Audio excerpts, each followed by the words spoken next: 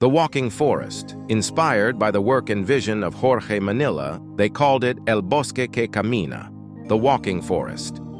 It began on a gray morning in Antwerp, when Jorge Manila stood by the canal, watching a group of refugees step off a crowded bus. Each one carried something different: a plastic bag, a child, a photograph.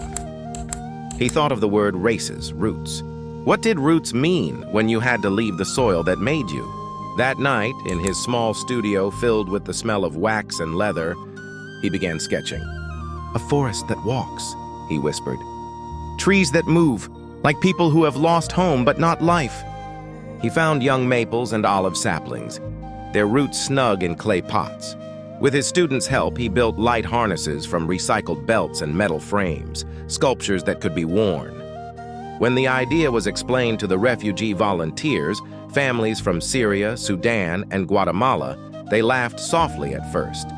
"You want us to wear trees?" one man asked, smiling shyly. "Yes," said Jorge, "to remind the world that you are not rootless. You carry your forest with you." On the day of the performance, a crowd gathered at the edge of the city square. The refugees stood in silence, each with a small tree strapped to their backs. The leaves trembled in the wind like green flags. Children tugged on their parents' hands to see better.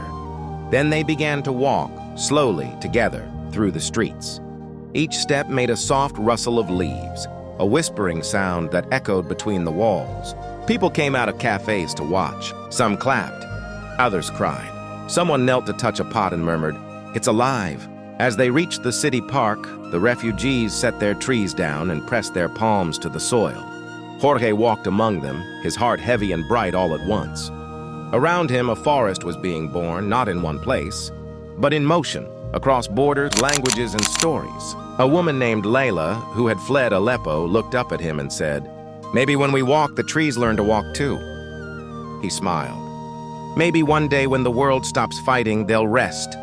Months later, when critics asked him why he made people wear trees, Jorge answered quietly, "Because every uprooted person still carries soil in their heart, and when they walk, the earth walks with them."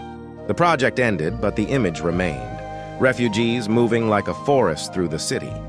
Branches swaying, roots searching, life persisting. A walking forest growing in motion.